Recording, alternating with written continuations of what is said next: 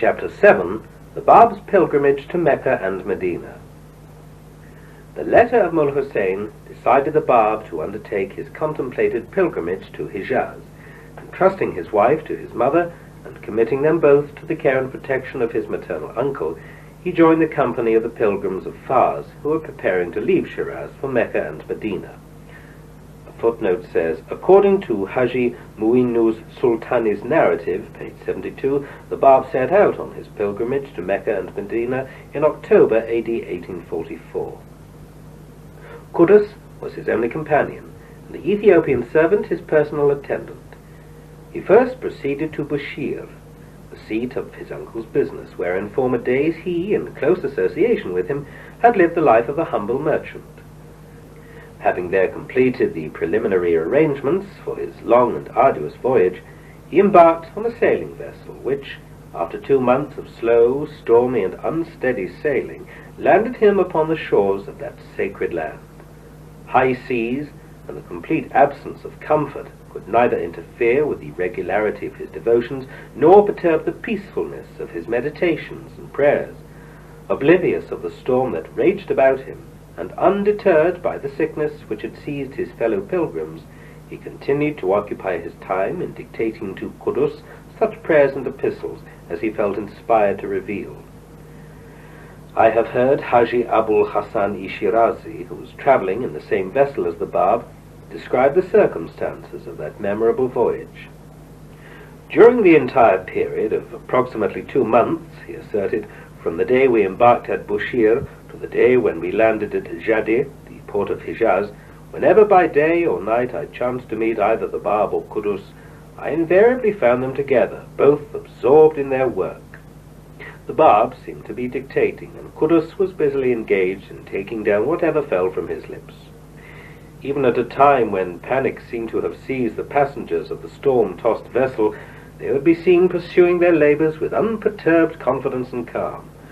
Neither the violence of the elements, nor the tumult of the people around them could either ruffle the serenity of their countenance or turn them from their purpose. The Bab himself, in the Persian Bayan, refers to the hardships of that voyage. But first there is a footnote. It is thus that I myself saw, on the voyage to Mecca, a notable who was spending considerable sums of money, but who hesitated to spend the price of a glass of water for his fellow traveller. This happened on the boat, where the water was scarce, so scarce, in fact, during the voyage from Bushir to Muscat, which lasted 12 days with no opportunity to get water, that I had to content myself with sweet lemons. From the Persian Bayan, Volume 2, page 154. One cannot imagine on the sea anything but discomfort. One cannot have all the necessities, as in land travel. The mariners are obliged to live thus, but by their services they come nearer to God, and God rewards actions performed on the land and on the sea, but he grants a twofold recompense for those services accomplished by one of the servants on the sea, because their work is more arduous. Ibid, pages 155-6. I have seen, on the way to Mecca, acts of the vilest kinds in the eyes of God, which were sufficient to undo the good resulting from the pilgrimage. These were the quarrels among the pilgrims. Verily, the house of God has no need of such people. The Bab himself, in the Persian Bayan, refers to the hardships of that voyage. For days, he wrote, we suffered from the scarcity of water. I had to content myself with the juice of the sweet lemon. Because of this experience, he supplicated the Almighty to grant that the means of ocean travel might soon be speedily improved, that its hardships might be reduced, and its perils be entirely eliminated. Within a short space of time, since that prayer was offered, the evidences of a remarkable improvement in all forms of maritime transport have greatly multiplied, and the Persian Gulf, which in those days hardly possessed a single steam-driven vessel, now boasts a fleet of ocean liners that can, within the range of a few days and in the utmost comfort, carry the people of Fars on their annual pilgrimage to Hijaz. The people of the West, among whom the first evidences of this great industrial revolution have appeared, are, alas, as yet wholly unaware of the source whence this mighty stream, this great motive power, proceeds. A force that has revolutionized every aspect of their material life. Their own history testifies to the fact that in the year which witnessed the dawn of this glorious revelation, there suddenly appeared evidences of an industrial and economic revolution that the people themselves declare to have been unprecedented in the history of mankind. In their concern for the details of the working and adjustments of this newly conceived machinery, they have gradually lost sight of the source and object of this tremendous power which the Almighty has committed to their charge. They seem to have sorely misused this power and misunderstood its function. Designed to confer upon the people of the West the blessings of peace and happiness, it has been utilized by them to promote the interests of destruction and war. Upon his arrival in Jadi, the Bab donned the pilgrim's garb, mounted a camel, and set out on his journey to Mecca. Qudus, however, notwithstanding the repeatedly expressed desire of his master, preferred to accompany him on foot all the way from Jadi to that holy city. Holding in his hand the bridle of the camel upon which the Bab was riding, he walked along joyously and prayerfully, ministering to his master's needs, wholly indifferent to the fatigues of his arduous march. Every night, from eventide until daybreak, Qudus, sacrificing comfort and sleep, would continue with unrelaxing vigilance to watch beside his beloved, ready to provide for his wants and to ensure the means of his protection and safety. One day, when the Bab had dismounted close to a well in order to offer his morning prayer, a roving Bedouin suddenly appeared on the horizon, drew near to him, and, snatching the saddle-bag that had been lying on the ground beside him, and which contained his writings and papers, vanished into the unknown desert. His Ethiopian servant set out to pursue him, but was prevented by his master, who, as he was praying, motioned to him with his hand to give up his pursuit. "Had I allowed you," the Bab later on affectionately assured him, "you would surely have overtaken and punished him, but this was not to be. The papers and writings which that bag contained are destined to reach, through the instrumentality of this Arab, such places as we could never have succeeded in attaining. Grieve not therefore at his action, for this was decreed by God, the Ordainer, the Almighty." Many a time afterwards did the Bab on similar occasions seek to comfort his friends by such reflections. By words such as these he turned the bitterness of regret and of resentment into radiant acquiescence in the divine purpose and into joyous submission to God's will. On the day of Arafat, which is the day preceding the festival, the Bab, seeking the quiet seclusion of his cell, devoted his whole time to meditation and worship.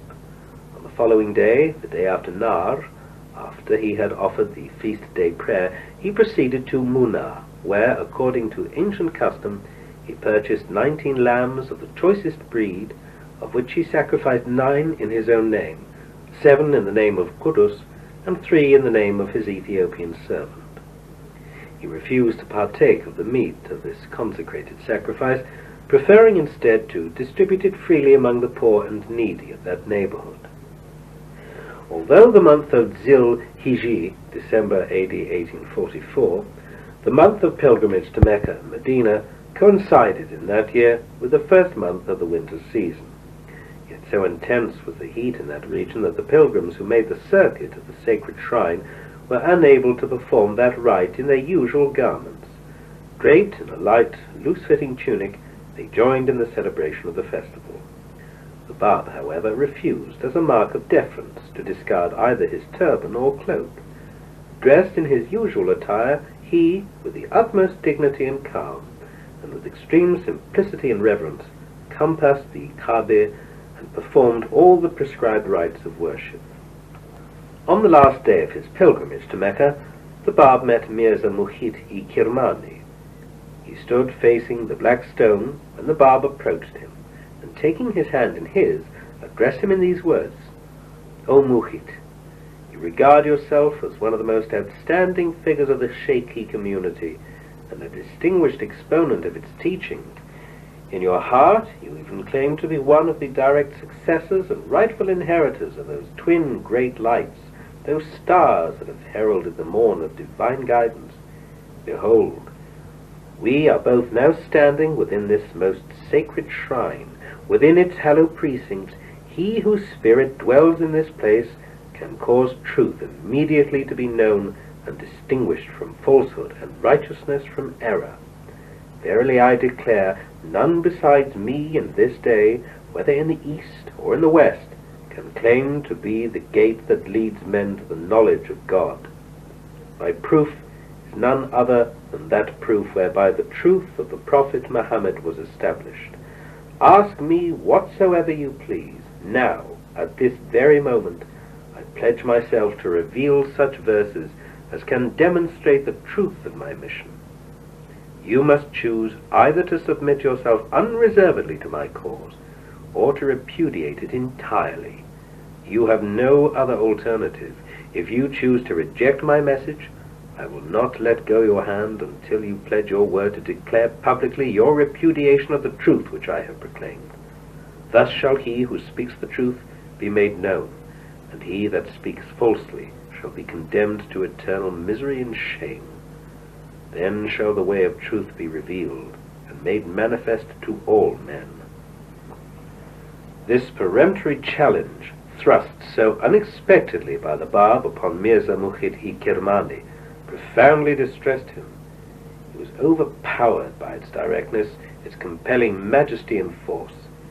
In the presence of that youth, he, notwithstanding his age, his authority and learning, felt as a helpless bird prisoned in the grasp of a mighty eagle. Confused and full of fear, he replied, "My lord, my master, ever since the day on which my eyes beheld you in Kabila, I seemed at last to have found and recognized him who had been the object of my quest. I renounce whosoever has failed to recognize you, and despise him in whose heart may yet linger the faintest misgivings as to your purity and holiness. I pray you to overlook my weakness, and entreat you to answer me in my perplexity. Please God, I may, at this very place, within the precincts of this hallowed shrine, swear my fealty to you, and arise for the triumph of your cause. If I be insincere in what I declare, if in my heart I should disbelieve what my lips proclaim, I would deem myself utterly unworthy of the grace of the Prophet of God, and regard my action as an act of manifest disloyalty to Ali, his chosen successor." The Bab, who listened attentively to his words, and who was well aware of his helplessness and poverty of soul, answered and said, "Verily I say, the truth is even now known and distinguished from falsehood. O shrine of the Prophet of God, and you, O Qudus, who have believed in me, I take you both in this hour as my witnesses. You have seen and heard that which has come to pass between me and him. I call upon you to testify thereunto, and God verily is, beyond and above you, my sure and ultimate witness. He is the all-seeing, the all-knowing, the all-wise. O Muhit, set forth whatsoever perplexes your mind, and I will, by the aid of God, unloose my tongue and undertake to resolve your problems, so that you may testify to the excellence of my utterance, and realize that no one besides me is able to manifest my wisdom." Mirza Muhit responded to the invitation of the Bab and submitted to him his questions. Pleading the necessity of his immediate departure for Medina, he expressed the hope of receiving, ere his departure from that city, the text of the promised reply. "I will grant your request," the Bab assured him. "On my way to Medina I shall, with the assistance of God, reveal my answer to your questions. If I meet you not in that city, my reply will surely reach you immediately after your arrival in Kabila. Whatever justice and fairness may dictate, the same shall I expect you to fulfill. If ye do well, to your own behoof will ye do well. If ye do evil, against yourselves will ye do it. God is verily independent of all his creatures." Verses from the Quran. Mirza Muhit, ere his departure, again expressed his firm resolve to redeem his solemn pledge. "I shall never depart from Medina," he assured the Bab, "whatever may betide, until I have fulfilled my covenant with you." As the mote which is driven before the gale, he, unable to withstand the sweeping majesty of the revelation proclaimed by the Bab, fled in terror from before his face.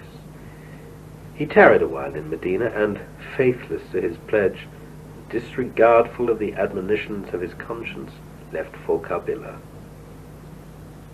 The Bab, faithful to his promise, revealed on his way from Mecca to Medina his written reply to the questions that had perplexed the mind of Mirza Muhit, and gave it the name of Sahifi-i Bainul Haramain, which is the epistle between the two shrines. Mirza Muhit, who received it in the early days of his arrival in Karbila, remained unmoved by its tone and refused to recognize the precepts which it inculcated. His attitude towards the faith was one of concealed and persistent opposition. At times he professed to be a follower and supporter of that notorious adversary of the Bab, Haji Mirza Karim Khan, and occasionally claimed for himself the station of an independent leader. Nearing the end of his days, whilst residing in Iraq, he, feigning submission to Baha'u'llah, expressed, through one of the Persian princes who dwelt in Baghdad, a desire to meet him. He requested that his proposed interview be regarded as strictly confidential.